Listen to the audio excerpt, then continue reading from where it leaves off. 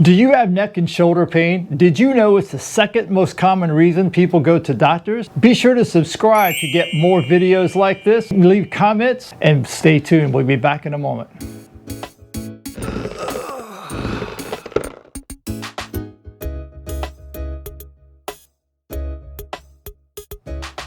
Welcome back to the Muscle Repair Shop. My name is Butch Phelps, and again today I'm joined by my wife Susan. Hi guys. And we're going to talk about neck and shoulder pain. Now of course we're going to apply the 4 rules that we set up before, the 4 keys I should say, of where does it hurt, when does it hurt, what were you doing before, and why have past treatments failed. So we want you to understand why those things happen. And so Susan's going to present me with some typical cases, and some of you I'm sure have had, and we'll work it from there. Okay then. I'll tell you what, I don't have this problem so much anymore. Before I met Butch, I had what my chiropractor called, I had a torticollis, more times than I would like to remember. And basically, I couldn't turn my head. I couldn't turn my head to the right or to the left maybe, or maybe not at all. It just felt like my neck was stiff and it hurt when I tried to turn it. So do you call that a torticollis too? I do, but sometimes you may call it a crank neck, a stiff neck, whatever the case may be. Someone will come in and say, it just hurts, I can't turn my head. It just hurts. And so what happens is that when you're trying to turn your head and it starts to hurt, if I turn my head to the left, I may feel the pain back on the left rear side of my neck.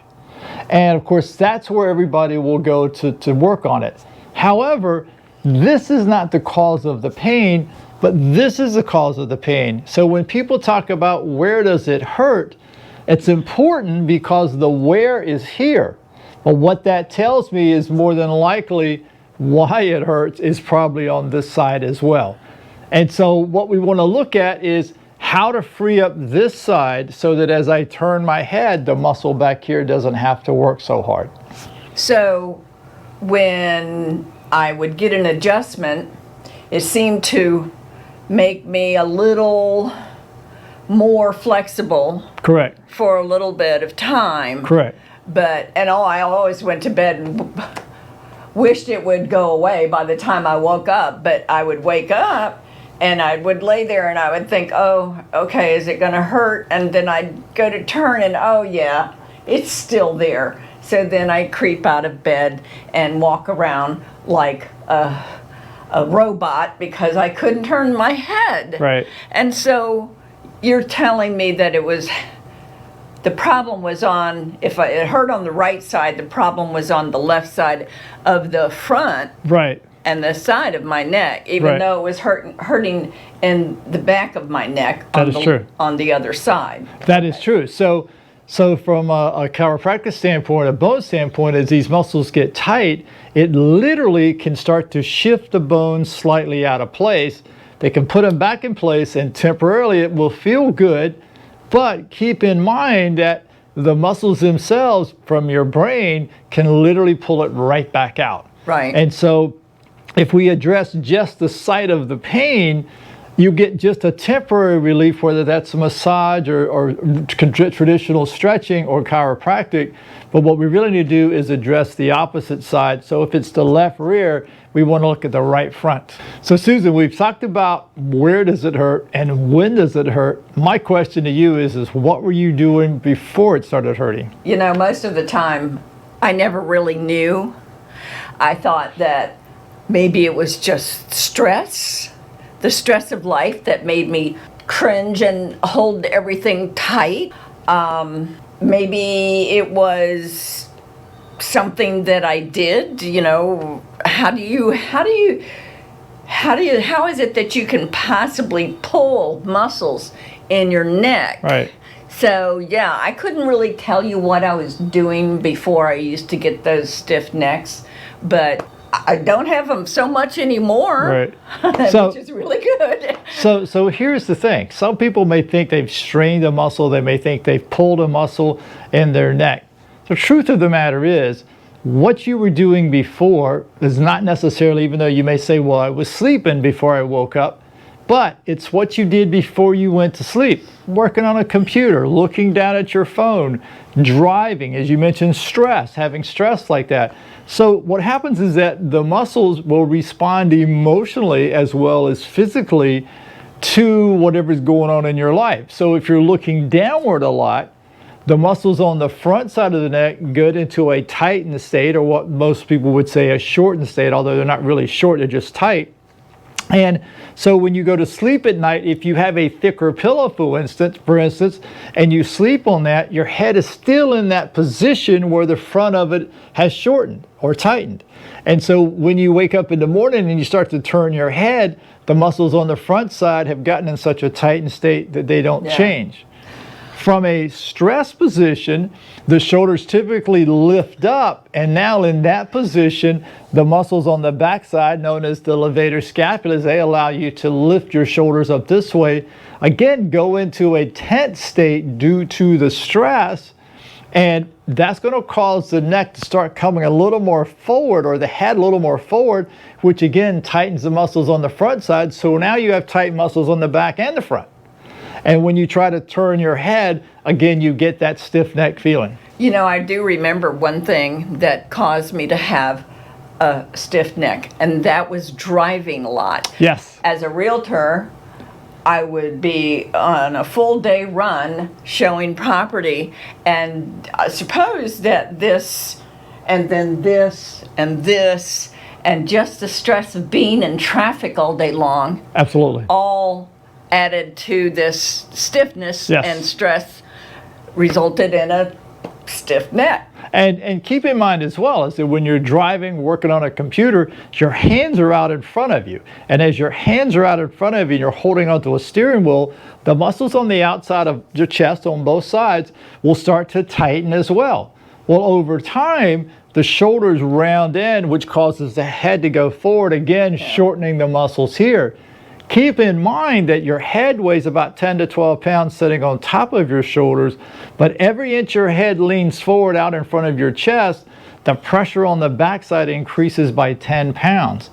That's a lot of strain on the back of your neck. And if you have tight muscles on the front side, you will always get pain on the back side of the neck and down between the shoulder blades. Okay, so we've identified the pain, where it really originates. Where, when, and what was I doing? Exactly. So now we get into why do typical treatments not work? Well, why didn't the chiropractic treatment work? And why doesn't the heating pad work? And just laying down, why doesn't that work? Perfect question. So here's the problem with that. So we've all been trained to think that wherever the pain is, we should put a heating pad on it. We should put an ice pack on it. Feels good. Right. If we're a massage therapist, we should massage that area. If you're a PT, you should be stretching and strength training that area. If you're a chiropractor, you need to be adjusting the bones in those areas.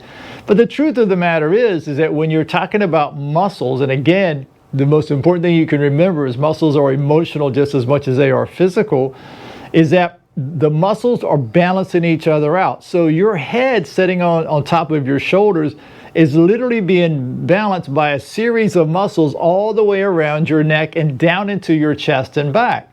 So when the muscles on the front side, because 99% of what we do from the front leaning forward, not looking backwards, these muscles will shorten on you. And as they do that, the pain will always show up on the back side. A little simple thing you can do on a daily basis, and I've done this sitting at a red light waiting to go somewhere, is just take your chin, let it rest right into the palm of your hand, feel the weight of your head. Do not use your neck muscles, but only use your arms. Lift your head up towards the ceiling. Hold it for about 5 seconds as you breathe out, and just feel the muscles on the front of the neck releasing. Now, as I say that, you're going to think I'm going to stretch those muscles out. You're not stretching the muscles out. You are releasing tension in those muscles. And when you do, now the head can rotate the way it's supposed to. Well, I know that I've used all the stretching techniques that you've developed in the stretch and release technique. Then we've got videos for those. Right. We've got a video of Guy, your old client Guy, doing the same thing the computer, Right. and all those are very helpful. And when you were doing this, it reminded me of another issue that I've had. We all have a comfortable spot, right? In the end of the day, in our living room, watching a little TV before you go to bed maybe, or reading a book. I find myself sitting there and I relax and relax, but I'm still trying to hold my head up so that I don't go to sleep and I can watch a little TV. And then the next thing I know, I'm getting a headache in the back of my neck around the base of my skull. And I thought, well, I guess I better go take a Tylenol. Then Butch one night says, listen, just lift your chin up. Lift your chin up. And I was so surprised that 2 or 3 times, slowly just lifting, Yes. the headache was gone. Yes. So in Susan's case, we don't have a recliner in our house. Won't let me have a recliner. However, whether you're sitting in a recliner or you put a small pillow behind the small of your back, or you're reclining your seat in your car, as you recline, if you look at somebody in a reclined position, notice how their head leans forward so that they can see the TV, look down the road, talk to other people that are in a room with them.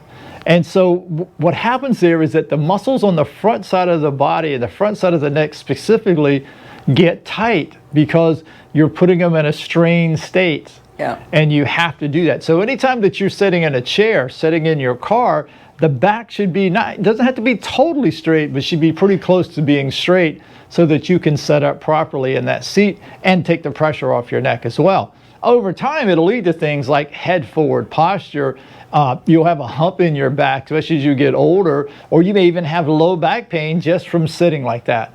So I always tease all of my clients about recliners, and they're always amazed when I say to them, we don't have a recliner in our house, because that's not the proper way to sit, and that's only going to lead to neck and shoulder issues when you do that. So the thing to keep in mind with the stretch and release technique, and I realize the word stretch is in there, and the mistake people make with stretch is they think they're stretching a piece of taffy out. But really and truly, if you think of the muscles more in terms of rubber bands, the rubber band is of a certain size that you pick up. Now you can expand it, but it'll go back to that original size, correct? Now, if I take and I twist that rubber band, I can still expand it, but I can't expand it as much as I did before. So when you think of a muscle, when you have emotional thoughts like stress or worry, or you're focused on something, you're literally winding those muscles up like that rubber band, and so the ability to be able to expand is not as great. If you loosen those muscles back up where they can expand to its full range, now all of a sudden, joint pain, back pain, neck pain, all those things will start to subside. Now down below, I'm going to put in the videos for the outside chest stretch. I'll put the video in for the front of the neck as well. And you have those to start playing around with to really practice. But keep in mind that this is about releasing tension. Breathe out as you go through the stretch and only hold it for that 5 seconds. And focus on the muscle letting go. You're not going to pull it apart. And so by thinking about that, what we want to tell you is make sure that you do these things on a daily basis, because you're getting yourself in that position every day, so you got to take yourself back out. If this video seems like it's helpful to you or your friends, please don't forget to subscribe down below. Leave comments. I'm always happy to comment back to you, and share these with any friends that you think will help. And until next time, see ya. Bye-bye.